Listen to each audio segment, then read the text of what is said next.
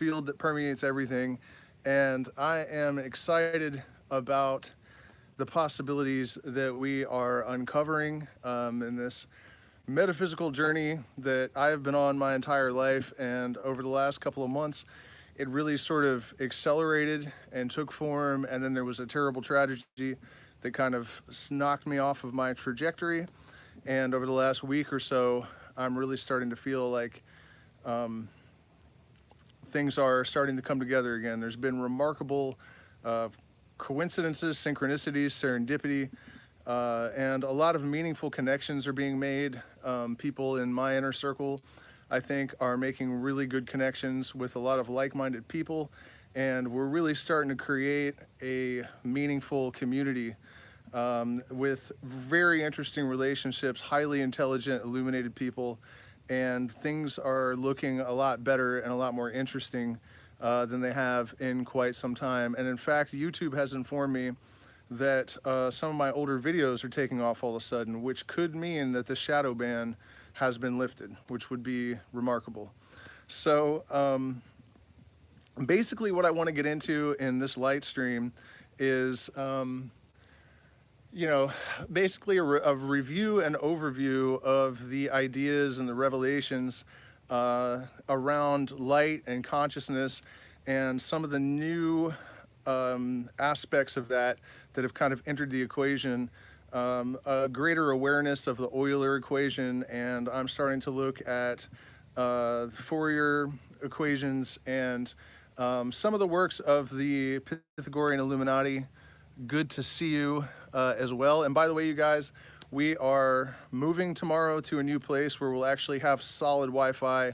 So I'm going to be able to do music streams again and my old format with the good camera and the microphones. So we're going to have our quality back tomorrow.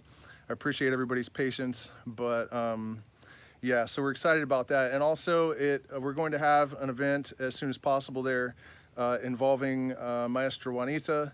And we only have 2 rooms. One of them is going to be shared space. There's 4 beds in there. And then there'll be 1 private room, and then also the cabins at Juanita's. So really looking forward to that. I think we're going to have some really interesting minds gathered together there to continue to work on this metaphysical puzzle. And advancements have definitely been made. So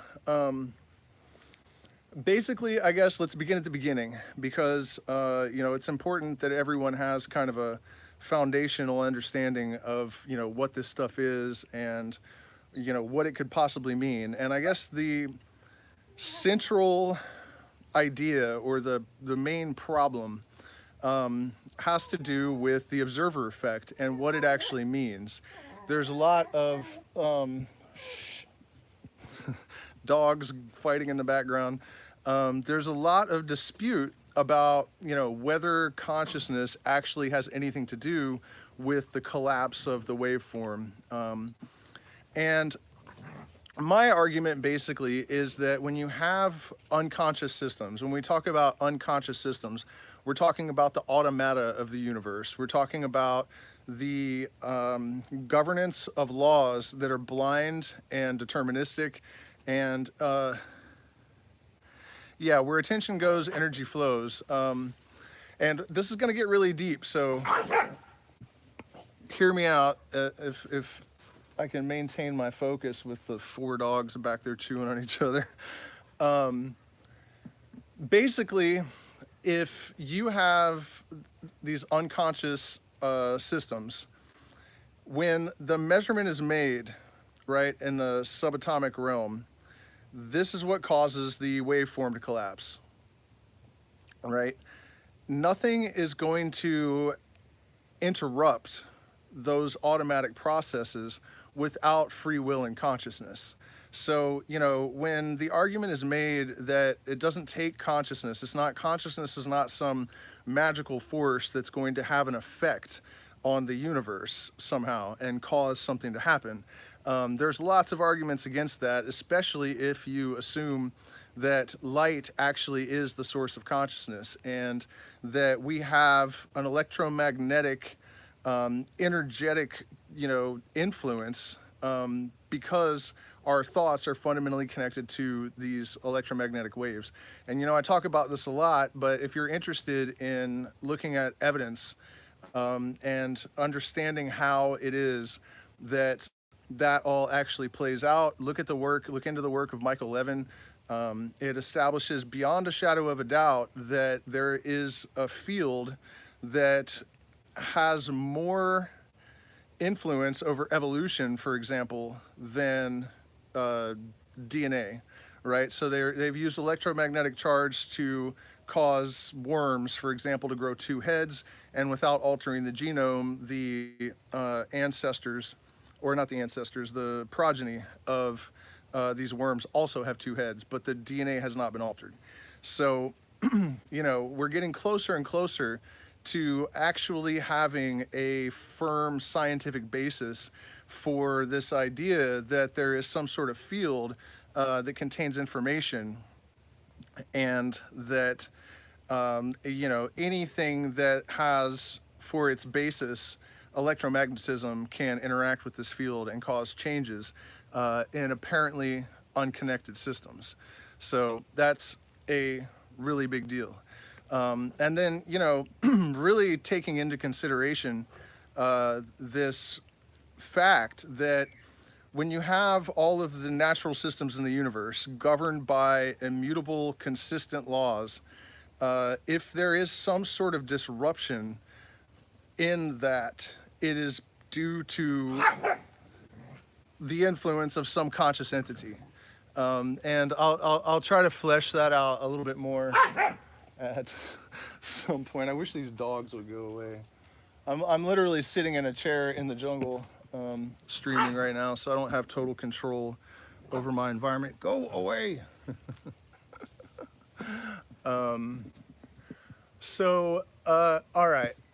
I guess let's go back to the very beginning. And yeah, I haven't talked about this in a long time, but part of what we're doing is sort of reverse engineering a lot of the myths and religious ideas that, especially those that are ubiquitous throughout pretty much all systems, at least all the major systems, right? So, for example, we have in the Bible this idea that there was basically nothing, and it had this thought and created light, right? And light is the only thing that we know of in the physical universe that is eternal. They say the lifespan of a photon is at least 1 billion years, and it might actually be eternal. It is not necessarily of this world. It is the only thing that has characteristics that sort of set it apart from matter, right? It has a momentum, but it doesn't have mass. So that really technically shouldn't happen. And so, it fits all of the characteristics and descriptions of this source of consciousness and creation that persists throughout, all of these different religions. And so, that's one of the major cornerstones of this thing. And this idea that this nothingness became conscious really sounds a lot like the observer effect, right? That if it's true that all of this energy existed as a sort of formless, chaotic, oscillation, then if it's necessary for consciousness or a measurement, whatever, an observation, to disrupt those processes in order to, have a actuality instead of a probability, then consciousness had to have preceded order in the universe. And so when the, ancient Jewish mystics talk about how this nothingness basically suddenly realized it was there, it had a base level awareness. So as this process was capitulated or catalyzed by this first moment of awareness, and the first thought is supposed to be eheie, which is I am that I am, or I am. So it had this moment of recognition that it was actually there. And this is a spot where we find an interesting correlation with new theory in physics.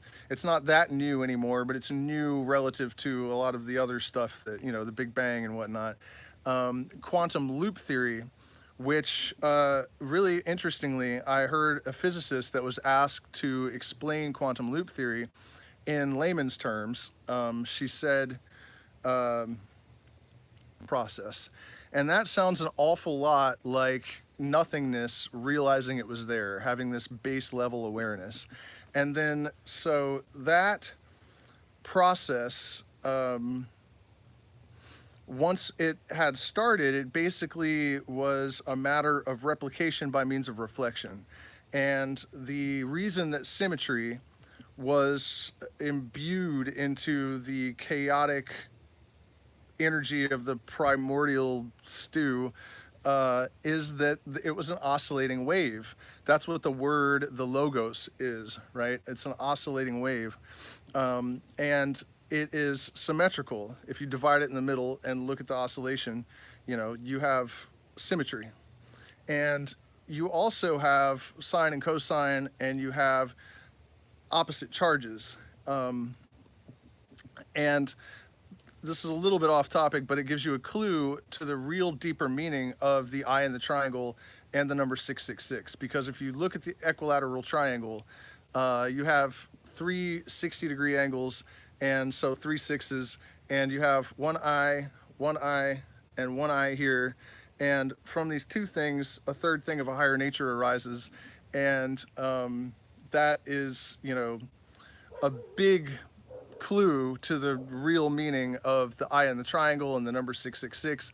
And there's a lot more to it, but here's another interesting aspect of it.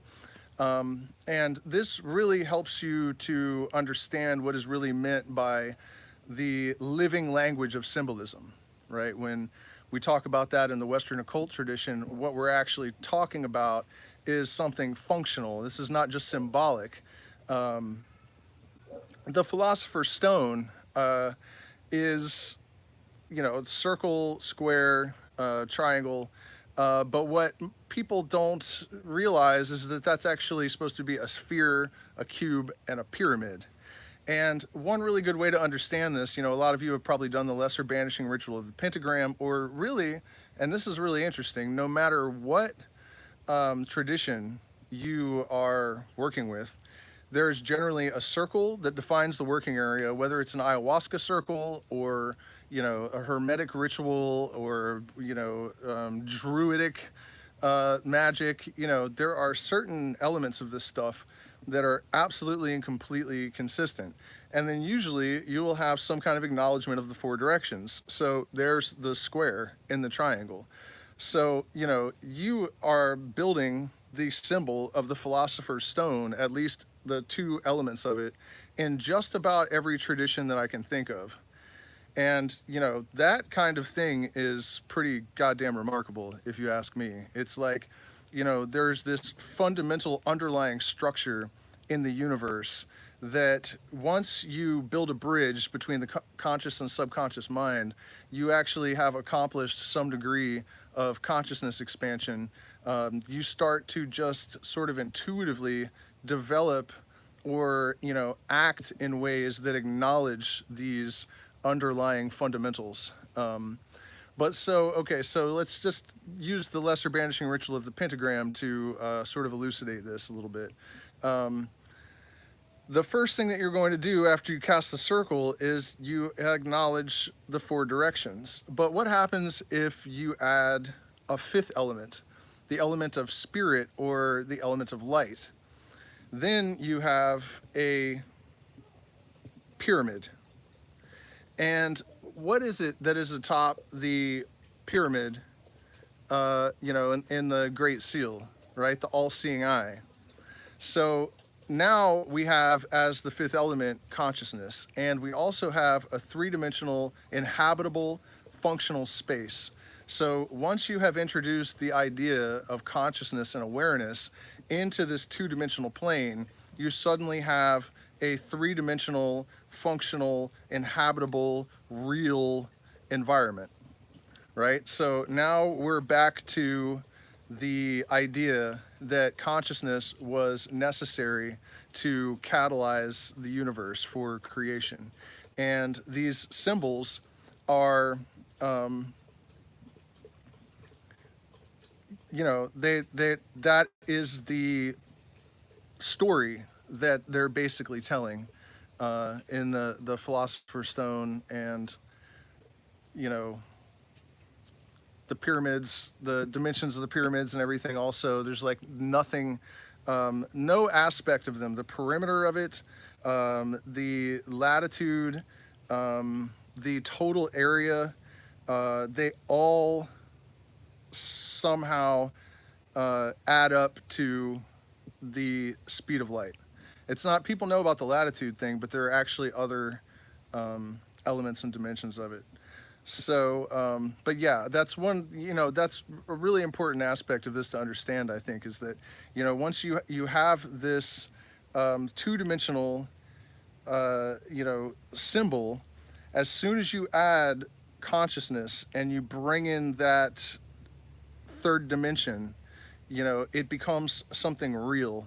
And I think that that kind of knowledge and understanding is the first major step that you can take to having the vitriol in your blood, the universal solvent. And the universal solvent, in a sense, is that force that dissolves the limitations on our perception, that bring down the filters, that reduce the amount of information that we have access to in the universe. And that, ultimately is the goal. Just as, the light descended into matter and crystallized, when we have experience of that matter, we are transmuting that back into consciousness, which is literally turning the lead of matter into the gold of higher consciousness and experience. And we're fulfilling the singular purpose of the universe, which is to redintegrate the frozen light back into the source and the spirit of it all. Let's see here. I know I had some other ideas that it's been a long day, man. It's hot in the jungle. The sun is really bright out here. So my brain is a little bit a little bit roasty toasty, and I feel like I had all these ideas while I was walking around in the jungle today for this live stream, and now I'm kind of like, what the hell was I thinking about exactly?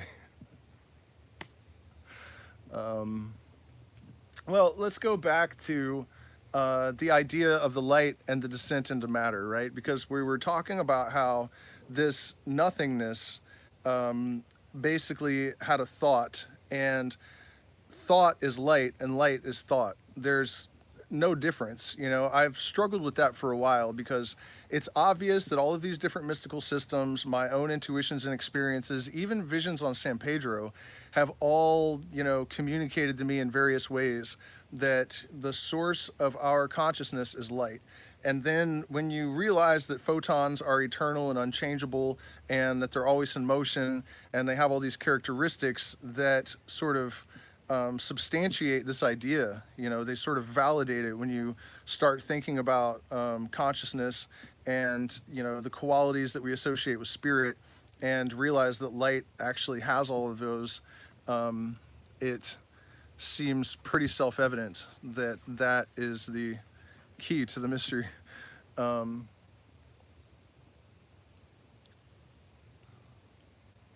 Oh yeah, that's where I was going with this. Earlier today, I was listening to a playlist that a friend put together. I'm actually going to post it in my Patreon. Thanks, Jay, for that. It's the scientific illuminism books being read by AI, I guess. And one of the things, the authors are not known, so I can't tell you who it is that actually said this. But the author sort of negated my question of chicken or the egg. Is it consciousness that creates light, or light that creates consciousness? I would think it's light that creates consciousness. But he put it that, light is actually thought itself. And when you sort of follow that through to its logical conclusion, if matter is light and a standing wave, and the all is mind, the universe is mental, that whole trip from the Kabbalion, then we're actually starting to get somewhere. The pieces are really coagulating in this cosmic puzzle, in beautiful, symmetrical, allegorical sort of tapestry of travesties and harmony and beauty and horror and peace and violence and all of this insanity and beauty, all sort of inextricably intertwined. Um, oh man, I bought some piranhas today for dinner later. Um, oh man, ate a caiman for lunch. The universe is a weird place, full of marvels and mysteries, and I'm just, really glad that we never run out of the rabbit hole. You just keep digging, and it just keeps going deeper and deeper and deeper. So, yeah, all right. So I guess where I was going with that is back to the mythology. Um, the idea that this nothingness had a thought, and that thought was light, and then that light, which was emanating from the logos, which is the word, so a vibration, an oscillating wave, um, that idea of a light bearer descending into matter and trapping humanity in this clay or meat suit. I guess it turned out to be a meat suit. That is where the real, uh, that's the actual, you know, manifestation that the Lucifer myth is describing, right? This light, this oscillating wave descending into matter and being trapped there. I just remembered that I put in the title that I would tell the secrets of the light bearer, and that's really what it is, that the light descended from heaven. Oh, and here's what the rebellion is about. The idea that this nothingness is sort of eternal, and it's the central fundamental, like it's God, basically. God is nothing. In Albert Pike's Morals and Dogma, he writes, he's speaking as if he's God, from the point of view of God, and he says, the Phoenicians thought me light, but I am nothing. And nothing is like in all caps and, bold. And, in the Kabbalah, of course, at the very center of creation, there's this absolute nothingness. And then every, so often it becomes less nothing, and it becomes more like light until it actually is light, and then it emanates and goes down and creates the creation. What the fuck am I talking about? What the hell?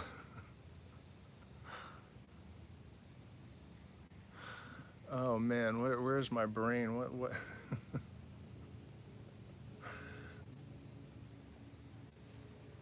Yeah, I just my brain just completely melted. If you guys have any questions about anything, I'm down to talk about whatever too. I don't know where my script went tonight, which is funny because I'm actually in a much better mood than I've been in a while. And I was really excited to do this stream, thinking that, my enthusiasm would make it like really flow. And instead I'm just kind of, um, you know, sitting in the jungle staring at my phone thinking, what am I doing out here?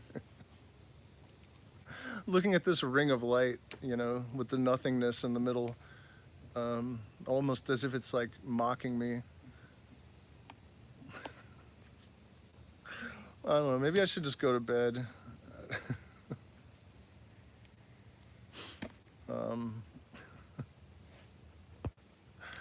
yeah, too much enthusiasm, I guess. No, but seriously, there were a bunch of like new revelations that I have had in the last like 24 hours.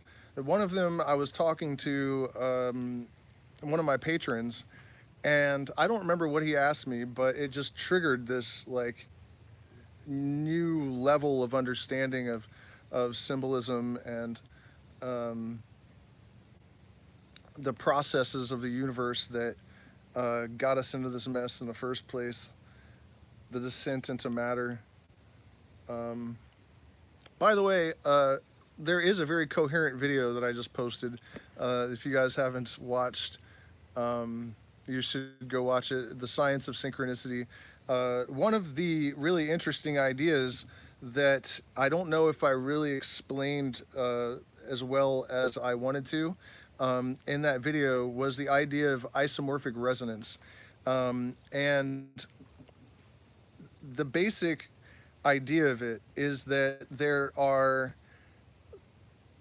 I guess the Pythagorean Illuminati call them sinusoidal waves. I'm not really sure I totally understand that concept yet, so I don't know if that's what I mean. But there are like small oscillating waves, and then there are larger ones on different scales. And this is a Pythagorean idea, and it's this information that actually led him to divide the musical scale according to the ratios that he did. It was these ideas of these waves that at the smallest level they're light, and then at another level they're matter, and at another level they are the seasons, and on another level they are aeons and epics. If light and spirit is eternal, what is the purpose of physical manifestation and death? That is something that has really bugged me, and I think I actually do have a decent answer for that. Um, Change is necessary, and permutation is necessary. And I think that, talking about these isomorphic resonances and how, everything is sort of modeled on a single process. Uh, if everything was absolutely constant and there was no, um, you know, process of returning to zero, of chaotic systems coming back into homeostasis. If it wasn't for that, then there would be nothing happening. This is actually back to the Luciferian thing, and that's where I got lost when I went on that rant about how maybe I shouldn't have turned my damn camera on in the first place tonight. That's what I was trying to get at. I just forgot what the hell I was talking about. The idea is that this nothingness that we emanated from, um, if we wouldn't have been we. It's one thing, this nothing, which is where the universal paradox comes from, right? Because in order to actually have nothing, no thing, or one thing, in order to have a unity, you must have nothing. Because as soon as you have an object in space, you have two things. So, that is kind of mind-bending in and of itself, and really important to the rest of the ontology, I guess. But in this absolute nothingness, where there's no change and it's just eternal nothingness, nothing ever happens. So the idea was that basically, in order to have an experience that has any kind of substance, there had to be duality, and that all of these circumstances, like death and suffering and pain and all of these horrors of the world, are not just there so that we can understand pleasure and beauty and harmony and all of these other things. They literally give rise to each other. They are dependent upon each other, and the laws of the universe are as they are because they must be.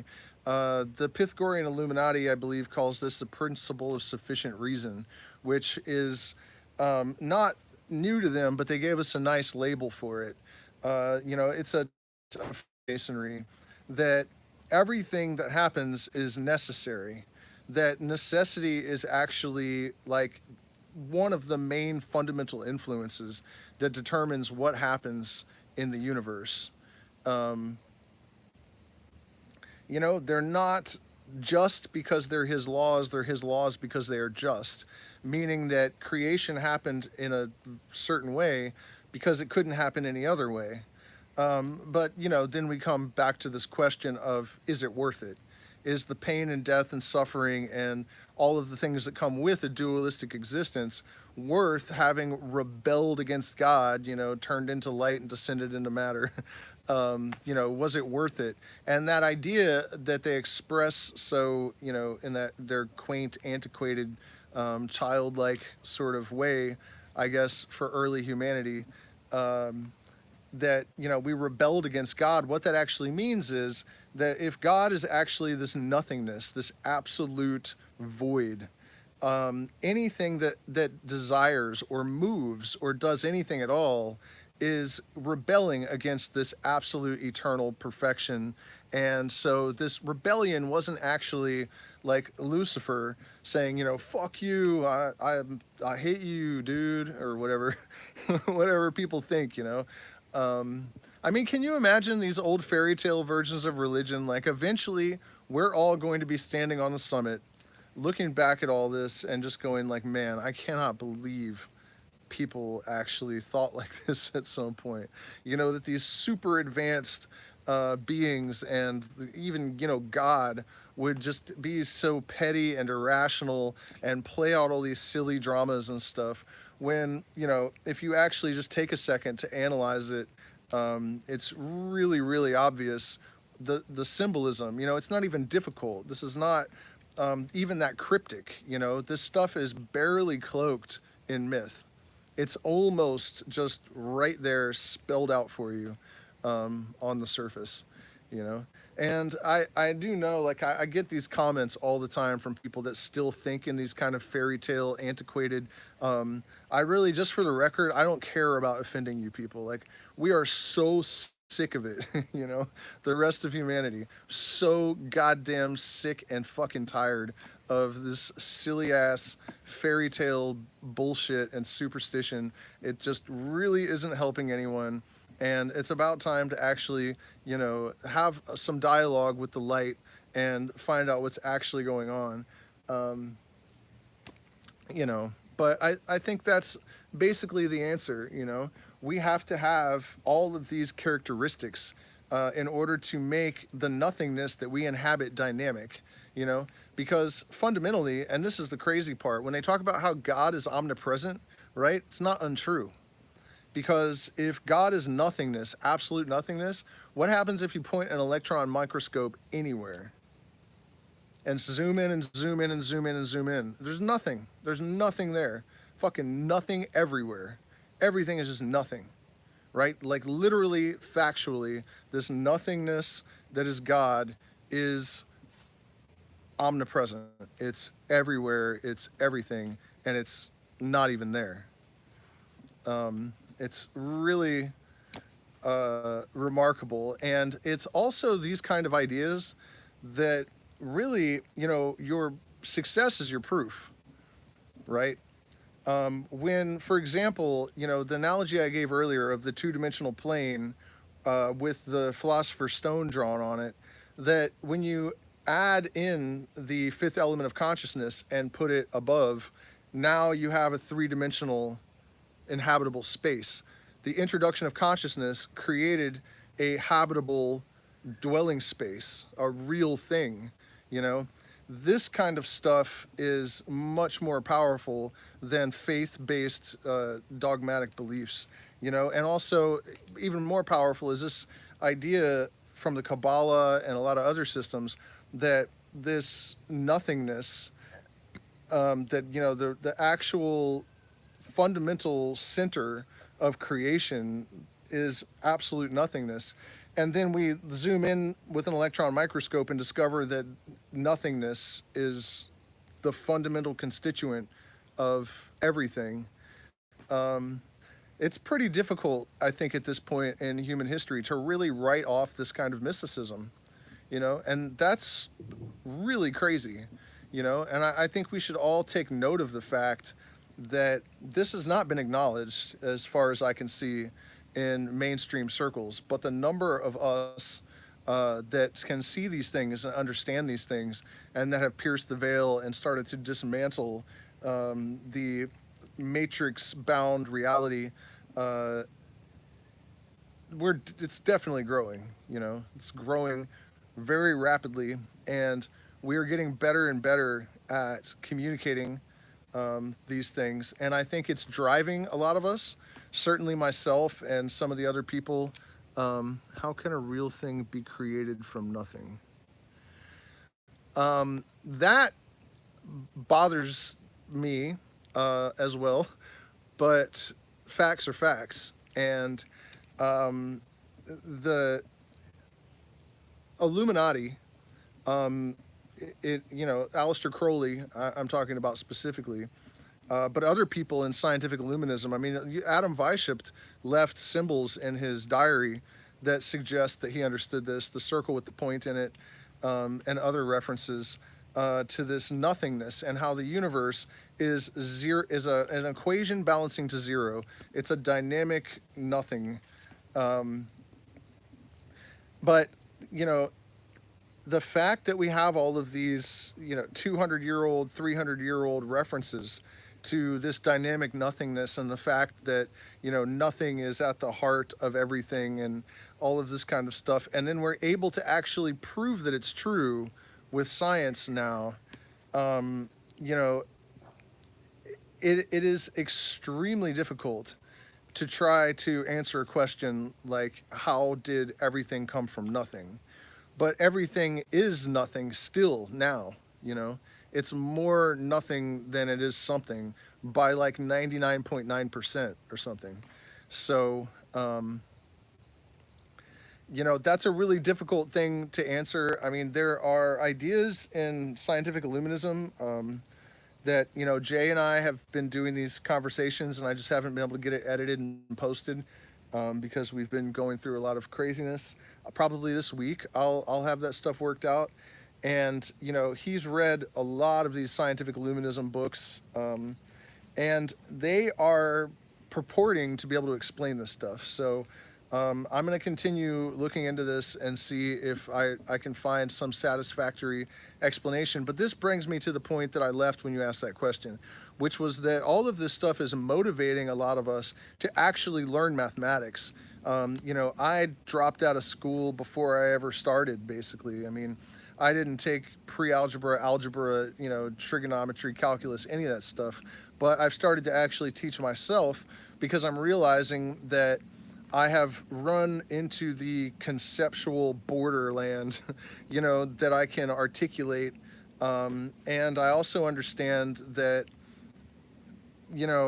what we are doing is translating law and, the manifestations of creation into allegory and metaphor in this work that we're doing. And so, what the answer to your question, I think, is that if you want to understand that, you're probably going to have to learn some really advanced mathematics. Because I think what I know actually, that what's going to happen when you get to a certain point is that, regular language and like, layman's concepts are not going to, they're going to break down and they're just not adequate. Terence McKenna talked a lot about this problem that, what we need is a living language of symbols, I think is how he put it. And that analogy that I made earlier about how when you take the triangle and you add the square of the four elements, and you add the fifth element, spirit, it becomes a pyramid. That's the kind of living language. That's a really basic example of that. you know.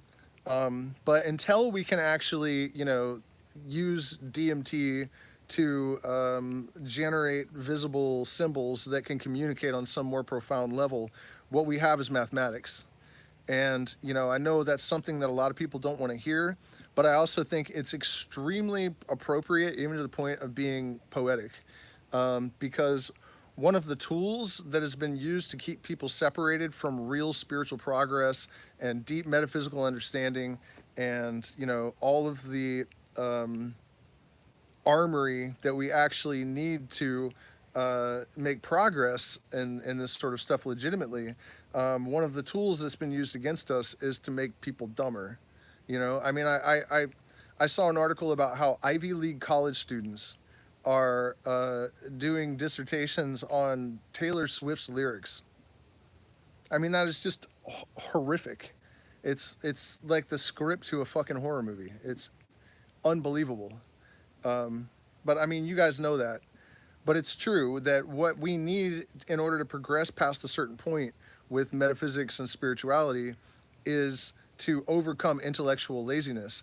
If you want to be advanced at, mysticism as, a physicist is at his job, you're going to have to expect to do the same kind of level of work.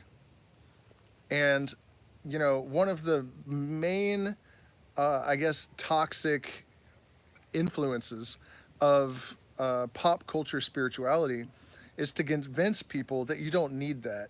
You don't need reason, that your mind isn't capable of understanding anyways. So you might as well just not waste your time and, just get a reading from someone on Facebook and whatever. That kind of crystal cruncher, um, Mount Shasta, New Age kind of vibe that it's very anti-intellectual. That kind of spirituality is very anti-intellectual, and that like I said, one of the main things that's been used against us to keep us from progressing in that way and actually stepping into our birthright, which is knowledge of our fundamental purpose.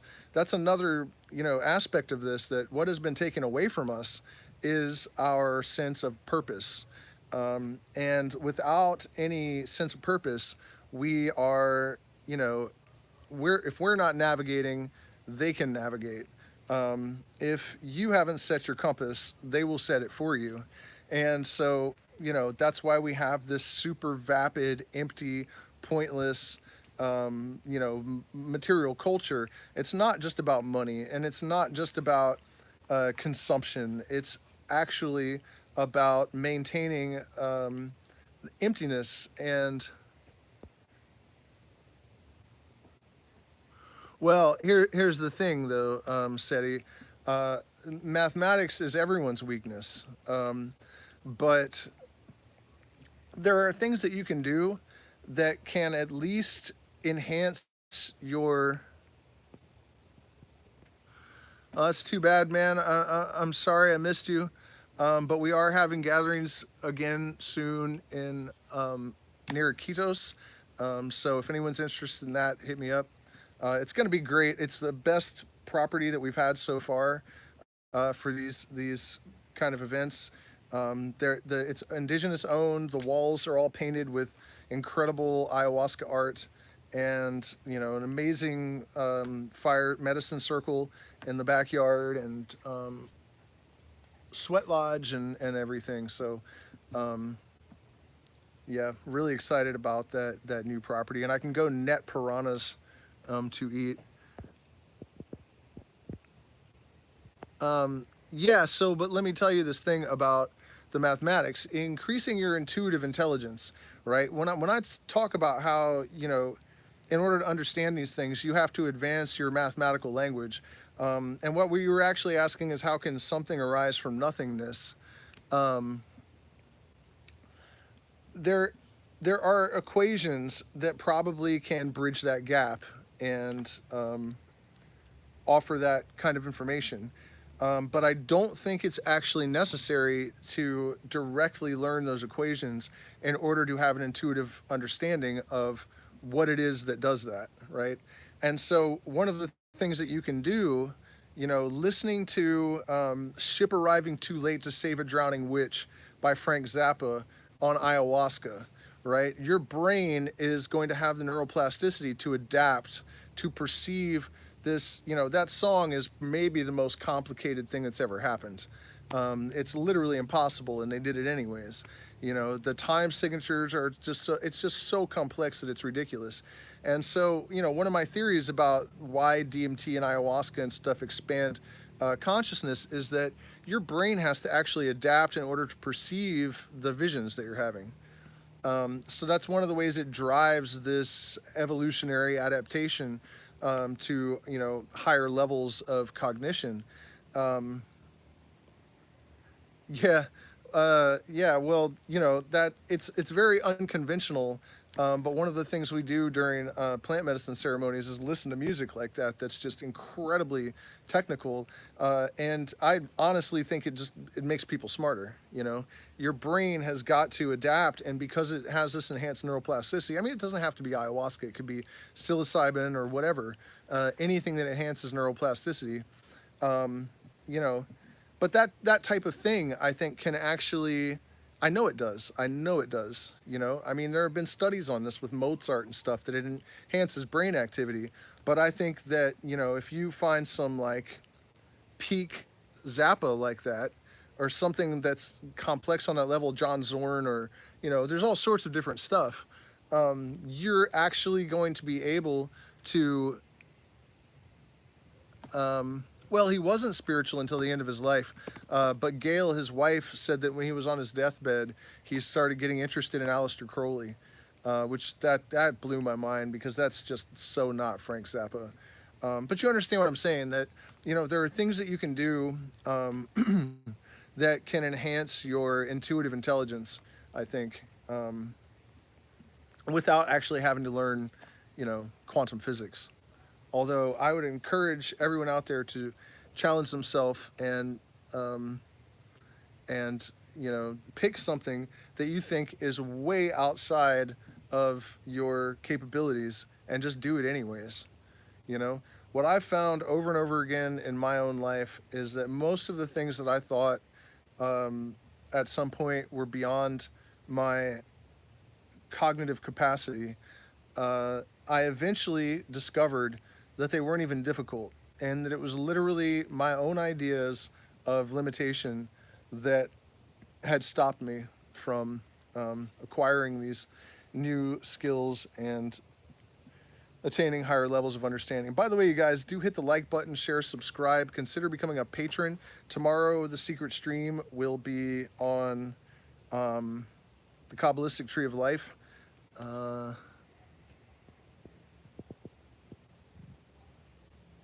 yeah, Johnny, I have to admit as well that I was on the carnivore diet for a while, and I have had chronic fatigue syndrome and IBS for since I was 21, and my stomach became more regular than it has been in 20 years after not even strictly being on the carnivore diet for a couple of months. So it's definitely true. But what I was saying is, don't forget to hit the like button, share, subscribe, support us on Patreon, and there are options in the description where you can send support on Zelle and PayPal. We definitely appreciate it. We're demonetized, and so unless I get support from the community, I don't get anything for providing this content. And although I've been a little bit scatterbrained tonight, there's definitely stuff of value here and there at worst. So yeah, I mean, that's the thing, intellectual laziness is the enemy, and the idea that you should abandon the intellect and reason and common sense in order to make spiritual progress is, in my opinion, very likely manufactured propaganda. you know and I think it really appeals to people because now that spirituality is kind of trendy, and there's this sort of general sense that you can be dumb and also very spiritual. It kind of, appeals to people more to think, well, I can be dumb and cool, And that's always, how that's always the way that that is engineered. I mean, in the 90s, when grunge became popular, what did they do? Guitar solos. Like, if you knew how to play your instrument intelligently, you weren't cool. Be dumb. It's cool to be dumb. Cool to be dumb. Cool to be dumb. They have college kids studying Taylor Swift's lyrics, right? Cool to be dumb. Cool to be dumb. Cool to be dumb. That's the message. It's not cool. It is not cool. And you have all the power in the world to engineer your own consciousness and discover your true will. And that is the antidote to the entire sociological and cultural quagmire that we are immersed in.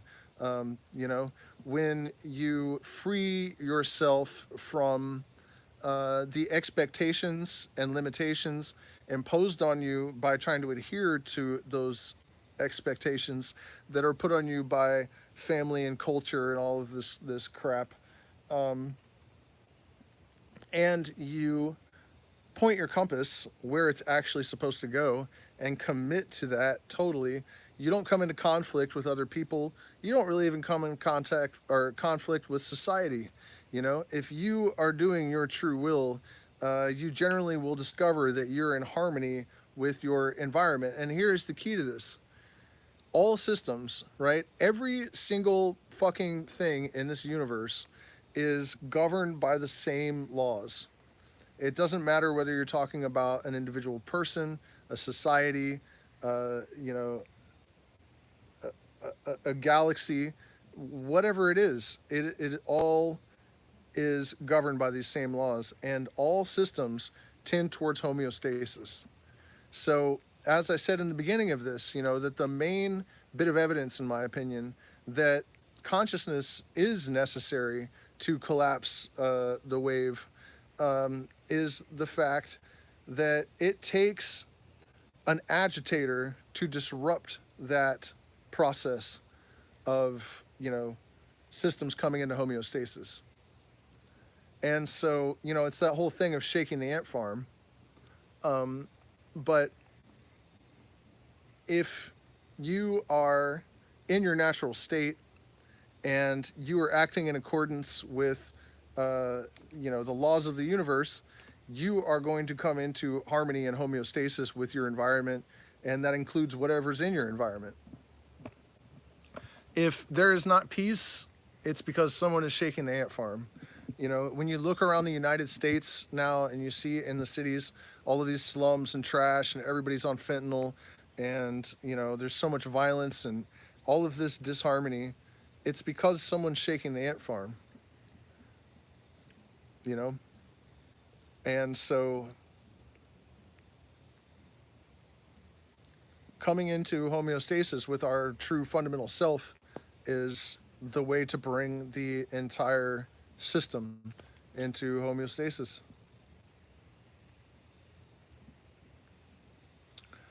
It's really quite a remarkable thing,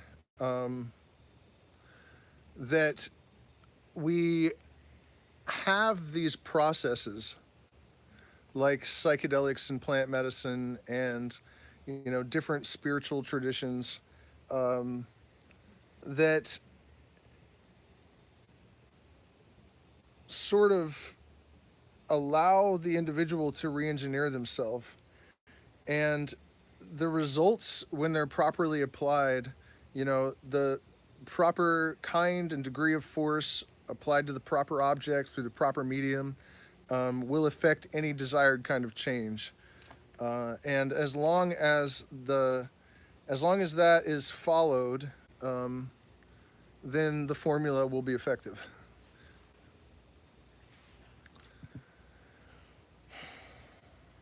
But point being that when these things are applied correctly, the changes in the individual are almost unanimously the same. It doesn't mean that, if you give someone mushrooms, they're just going to become perfect. But the type of change, the direction that their being tends to move in is remarkably consistent, which to me suggests that we do have a fundamental nature, and that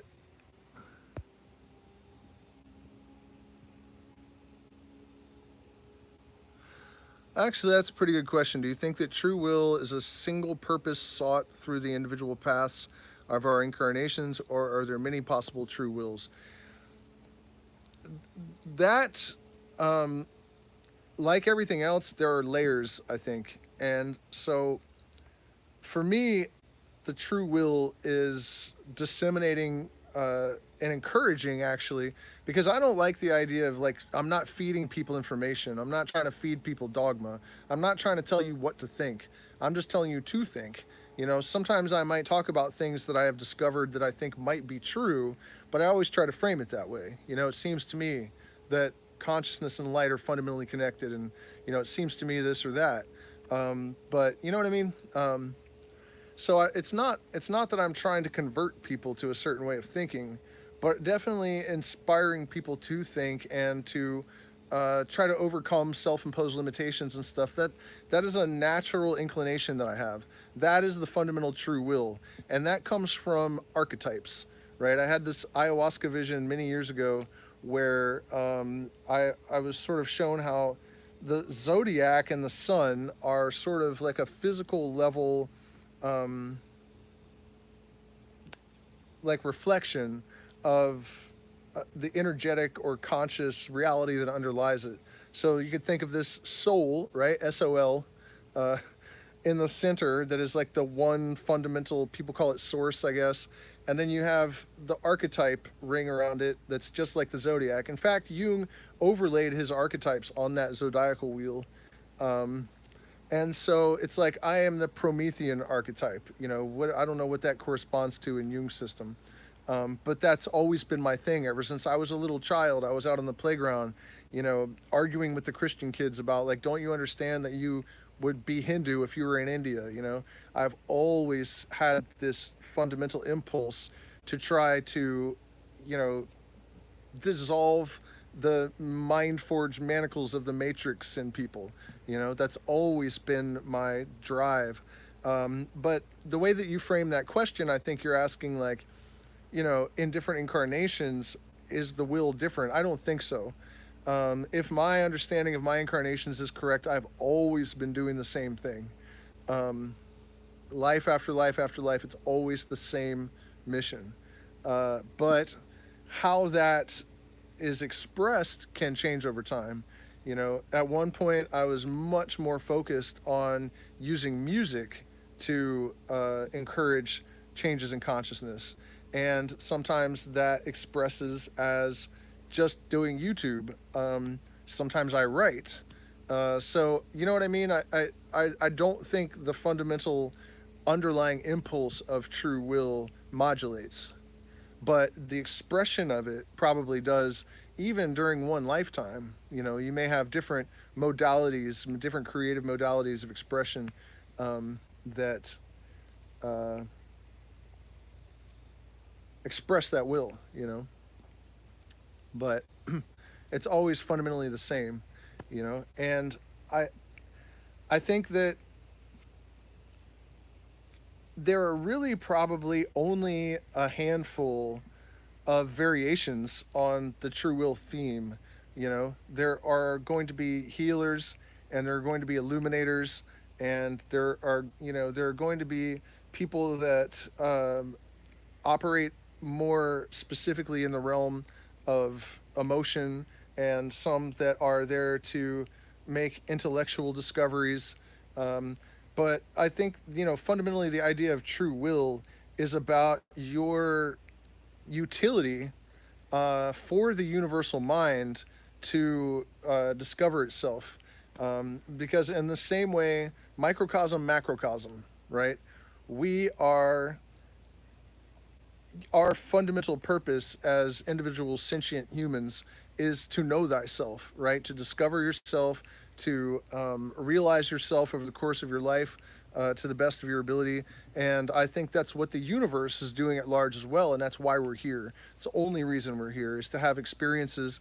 And we are basically like probes or organs, sensory units that have been sent out to plumb the depths of the universe and figure out what it is, what it can do, and to experience from every possible vantage point and tuck those experiences into our travel bag and redintegrate into the light, and start the whole process over. Um, but yeah, I mean, when it comes to true will, I think it may help if you're trying to figure that out to think of it in that context first. What is your um, predisposition in terms of intellect or emotion or just your fundamental drive, and then worry about the lesser details after you have aligned yourself with that um, more fundamental porpoise. I'm surprised I haven't gotten a battery warning yet. 48%. All right, well, I'm digging this question and answer format because my original plan of talking about light and sinusoidal waves and stuff kind of melted in the heat of the day, I guess. Also, tomorrow we're going to be done with the Maestro Juanita interview. So don't miss that. I think it's one of the more interesting interviews with, a traditional shaman. And if any of you guys that are watching aren't familiar with that story, the other day I literally had the thought that how am I going to find one of these Shipibo masters to drink with us for free? Because we didn't really have money for that sort of thing at the moment. And somebody introduced me to a Shipibo uh, master of the highest rank in their system, like immediately, and she invited us to drink with her for free, and that happened. And so after the next day, after I got my mind thoroughly blown, um, thoroughly blown, like it's like the moment you think you know everything, you find out you don't know anything. Hopefully, that's best case scenario. Uh, but then we did an interview with her the next day, and it was really interesting. She was really open and generous with her knowledge of these things. That I don't think it's an overestimation to say that ayahuasca is the greatest mystery on this planet. Really, it is the most, like, the best evidence that we have that there is more to the universe than just like the material. You know, um,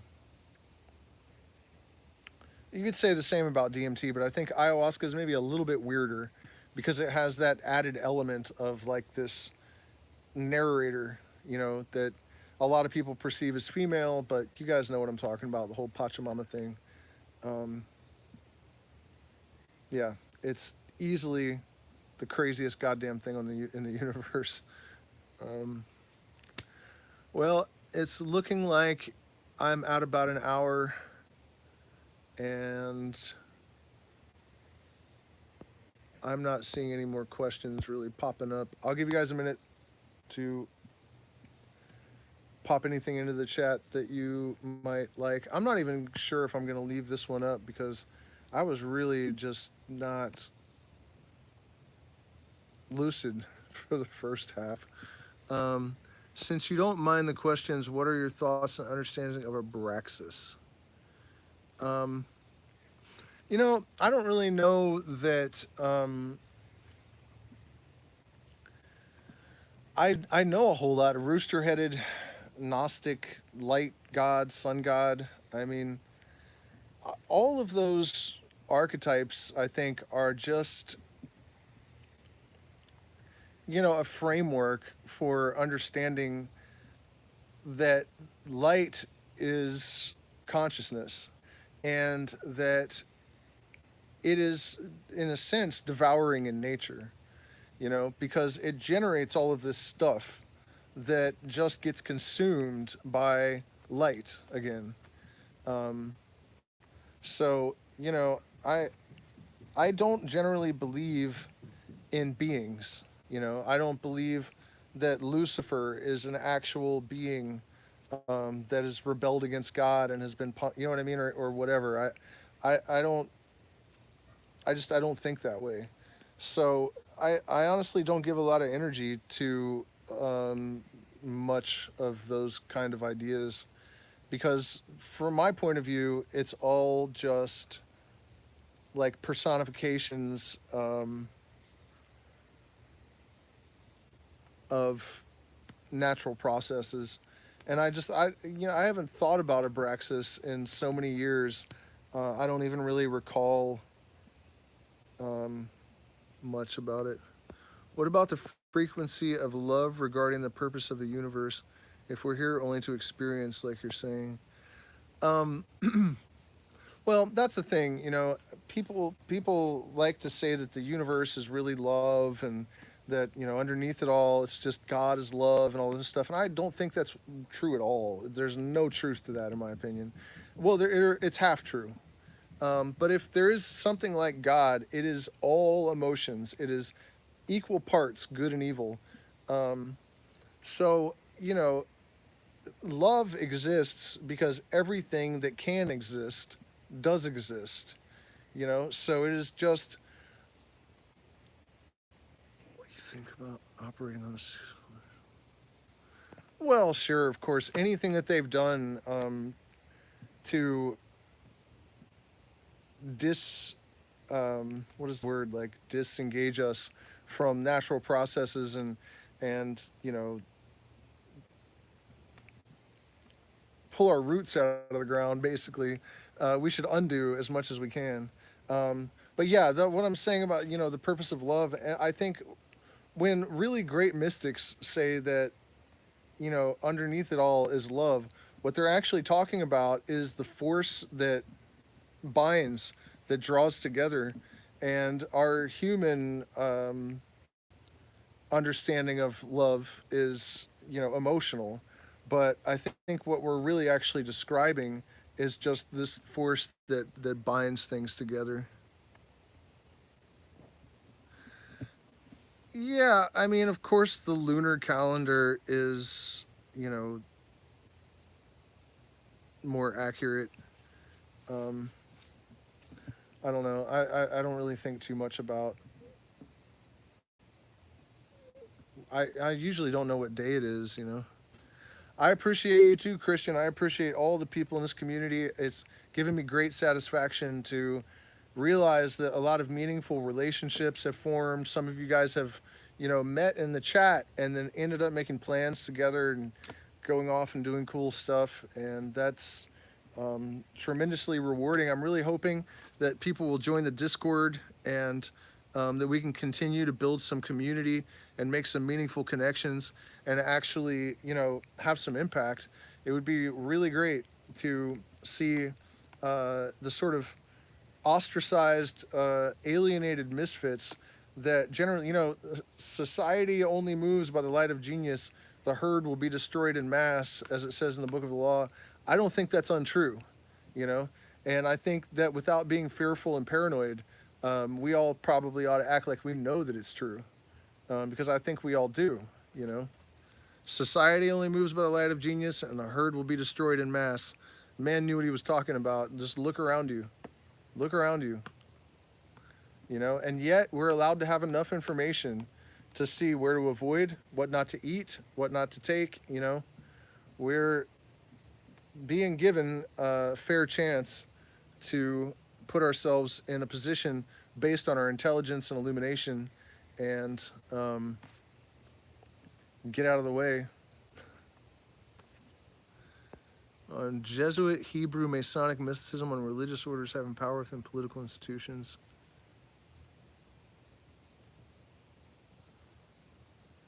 Jesuit, Hebrew, Masonic mysticism. Masonic mysticism is not a thing, really. Freemasonry is actually a compendium of occult knowledge from all over the world, from all over, I actually, in my Patreon, if you join, I did a secret stream series. I think it's about 3 months long on a single Masonic degree. We spent 3 months going through, thank you so much. Yeah, I mean, things are better. We got a good property today that I'm very happy. I'll have good internet. I won't be sitting in the jungle live streaming anymore. And I'll be able to do music streams again, which I'm pretty excited about. I'm also excited to have discovered cielo ayahuasca because in Ecuador we're always drinking red vine, which is very heavy and very vomity, and I'll be able to. You're much more functional. So I may even do some ayahuasca improv, with backing tracks. I'll do live streams in that state, which I'm sure will yield some interesting, if potentially at times embarrassing, performances. But Freemasonry is not, as I was saying, a mysticism in itself. It is a compendium of all of the best knowledge from all around the world. And one of the things that Albert Pike does in the Degree 28 in Morals and Dogma is he goes through and shows you how universal. I mean, it's almost like reading the beginning of the Bible where they're like, Yazamat beget whatever, and they lived 900 years, and then these people beget all these begettings and begetting, all that crap, and it goes on forever. It's kind of like that, but it's like all the different tribes that like believed all the same stuff about light and nothingness, and what he does basically is establishes beyond a shadow of a doubt that man had truth and found error. And ever since he's found error, he's been wandering in the darkness of despotism and superstition, and that there is a great revolution that has been prepared by the ages that will result in the amelioration of mankind from all of those things and more, and that it has begun to march. And it gives a very different flavor than the perception that Freemasonry is about controlling mankind. And there are elements of that. There are lodges and there are people. There are good and bad apples everywhere. But I would have to say that as far as the Hebrew element of it, Hebrew mysticism, in my opinion, is the most fruitful and the most legitimate of all of the different forms of mysticism that I've encountered, except maybe the ayahuasca tradition in South America. And interestingly, the Shuar tribe in Ecuador, their creation myth is an awful lot like the Hebrew, that there were these, the shaman called them syllables, but I think that's just because he didn't have language for what he meant. But these sounds that created the universe, like the 22 letters of Hebrew and the three mother letters and all that, they have basically the same kind of idea. But the only reason that I say that is that I have seen what, ayahuasca shamans can do in terms of energy and sound and stuff. Um, so in terms of the ability to communicate profound knowledge from beyond the veil, the Kabbalistic system and the Hebrew alphabet, even. I mean, one of the main devices in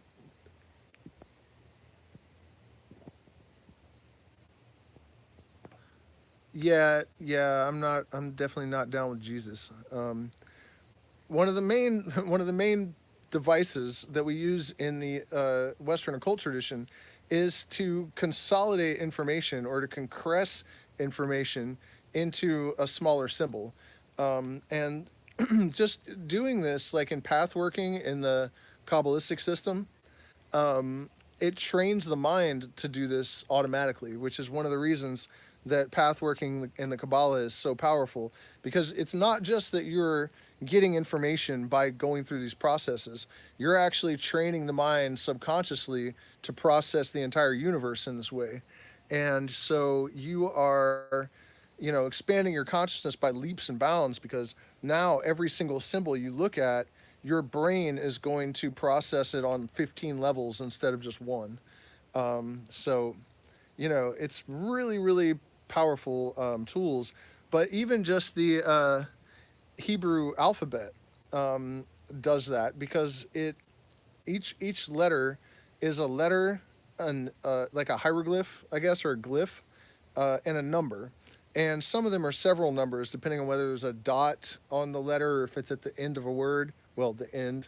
Um, but you know what I mean? So when you're using, that's why they use them in the occult tradition, because you're able to communicate more with a simple symbol um, using the Hebrew alphabet. And another thing about that is, it doesn't really seem that it was something a human engineered, because some of the things that happen in gematria are too weird to be coincidences. I mean, I guess, it's possible, but I'll give you a great example. The Tetragrammaton, which is a four-letter glyph of the unspeakable name of God. It's actually the reason why we don't say four-letter words, because you're not supposed to try to pronounce the Tetragrammaton. Super dumb, because it's not that the Tetragrammaton represents a four-letter word, but anyways, each of the letters represents an element, one of the four elements. And the fifth element, spirit, is represented by the letter shin, which is like spiritual fire. It's not fire in the, it's more like fire in the elemental sense. And so if you descend the tongue of fire into the center of the tetragrammaton, it becomes the pentagrammaton. And when you add the spirit into the matter, it is redeemed, and the word becomes Yoshua, or Savior. So stuff like that, that you see Hebrew doing, and it's like, this is not a normal language. This can't be coincidence. There's something, the Judea, the ancient tribe of Judea, definitely stumbled upon something out in the desert. And personally, I think it was probably an alien, because they described this god that they met flying around in a metal tent. They followed the smoke by day and the flames at night, which sounds like it had an engine. If you made it angry, you would come around and stand behind the metal tent, and it would incinerate you with flames. Only Moses was allowed to see its face, which suggests that they didn't want the rest of the tribe to know what it was, and it knew stuff about diseases and how to avoid them that they shouldn't have known.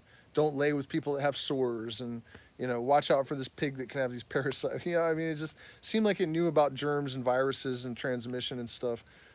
So, of course, if you were some ancient tribe wandering around in the desert, and this thing comes down and lands, and this creature comes out of it, and this thing floats around and flies and stuff, you're gonna be like, oh, it's God. If it says it's God and it's flying around blowing shit up, it's God. So, you know, I think that it's very likely that the ancient Hebrews did run into like Thoth the Atlantean or something out there. It's an alien, and it probably gave them the Hebrew language and advanced mystical knowledge, or gave it to Moses and he passed it down by way of initiation, um, which is, you know, there's stories about Pythagoras going to Egypt and receiving initiation there, and bringing the mysteries to Greece. And I've always thought it was interesting that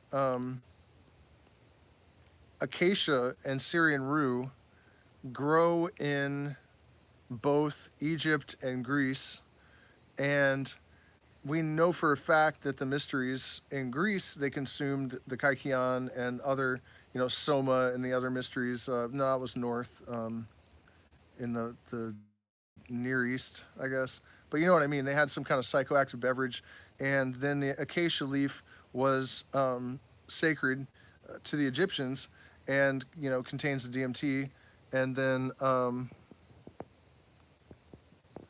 and then Freemasons are still buried with acacia leaves to this day, because the mystery um, transmission, the apoptyae, the knowledge of the inner circle, was conferred by the drinking um, of this beverage. So the inner circle, the 33rd degree, are still buried with leaves from this DMT containing plant to this day.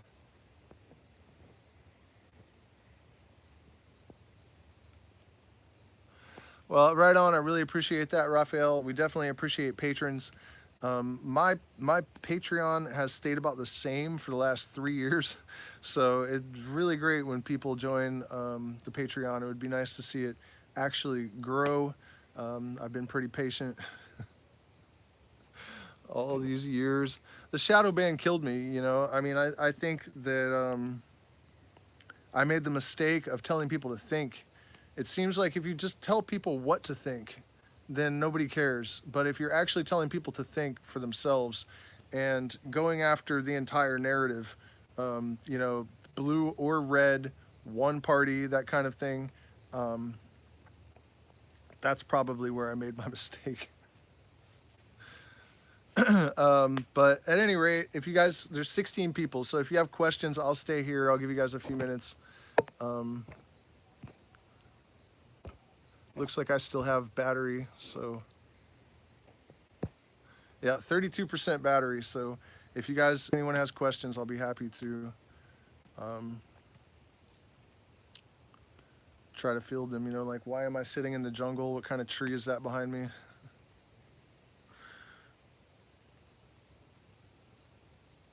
Going once, going twice, really? Nobody?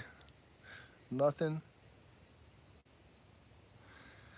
Thanks a lot. I really appreciate all you guys out there. It seems like we're slowly growing again, which is nice to get some traction.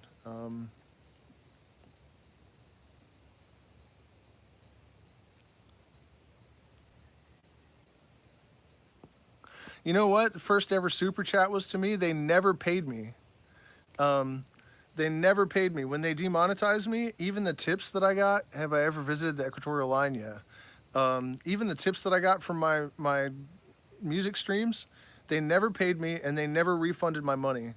And yeah, Wachuma in the Andes, definitely have drank Wachuma in the Andes.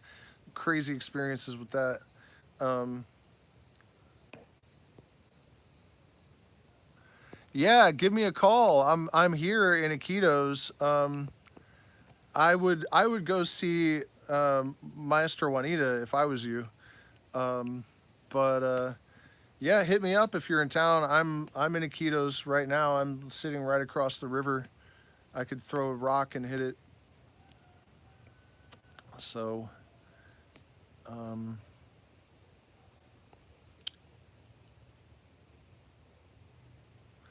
yeah, we appreciate being supported. It definitely helps. I mean, I want to do more. I want to go deeper into the jungle and find more shamans. I know a guy here that has been.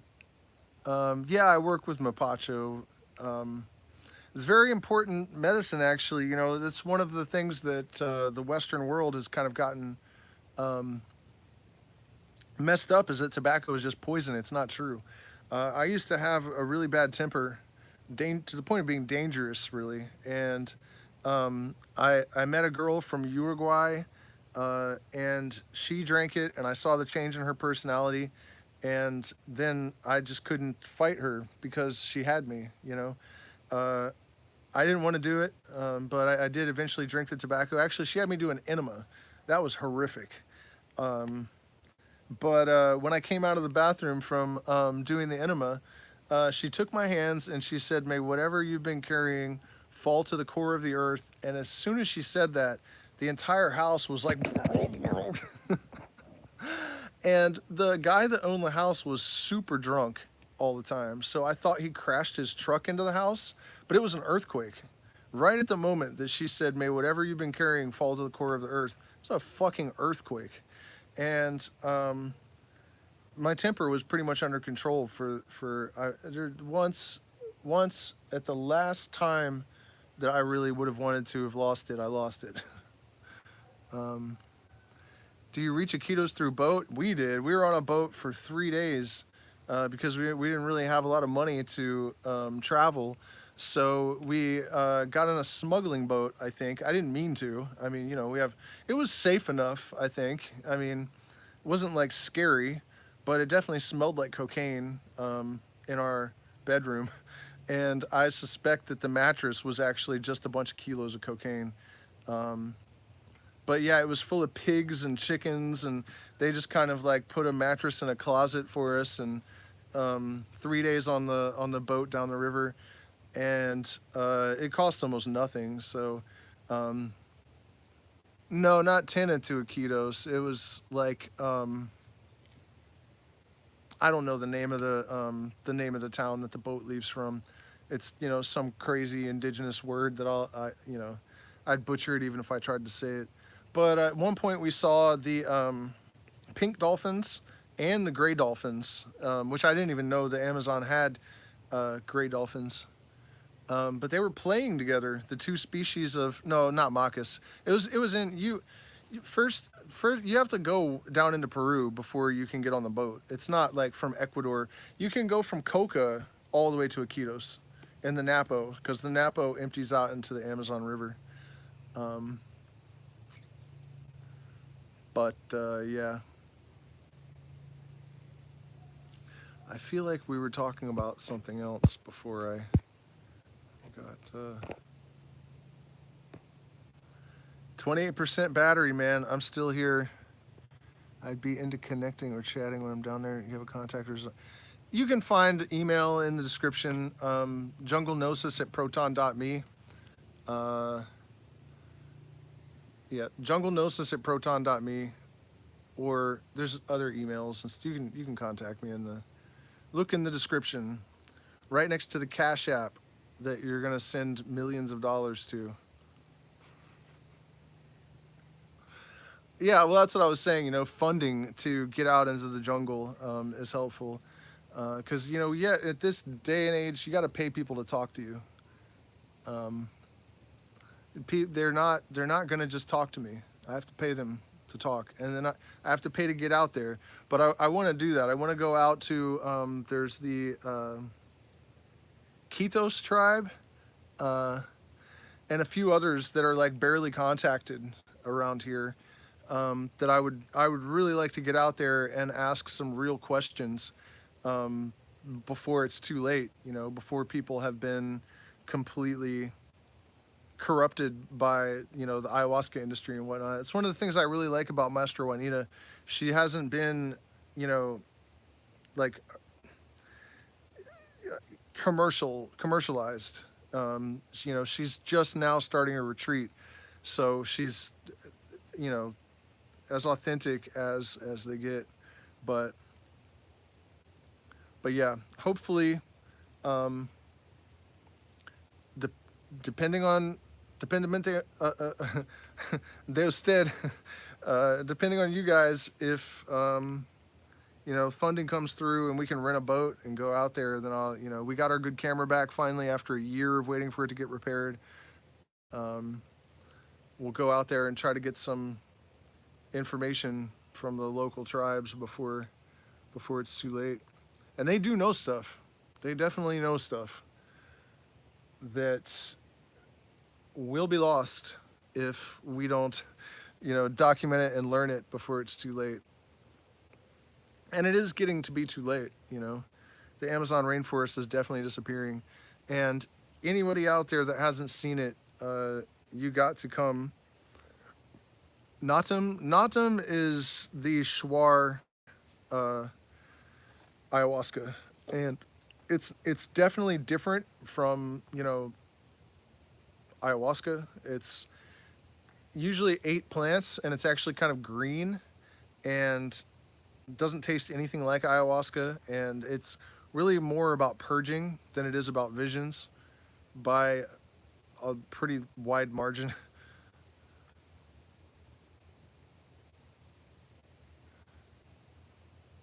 Yeah, I don't know who's in Santo Domingo, but I know the Shuar call it Nadim or Nadima.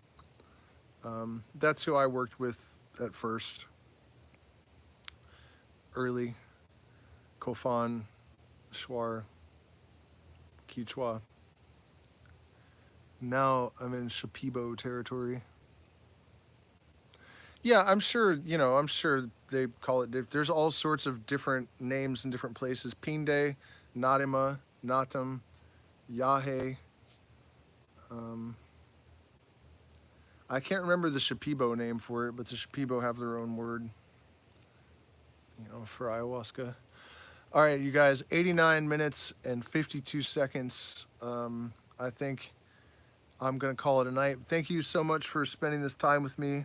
Please hit the like button, share, subscribe, support us on Patreon, or you can Zelle or PayPal millions and billions and trillions of dollars. Um, Email me a Lamborghini. That's cool too. I can um, probably couldn't drive it here, but it'd be a cool thing to find in my email. Anyways, good night, you guys. I will see you all again probably tomorrow night.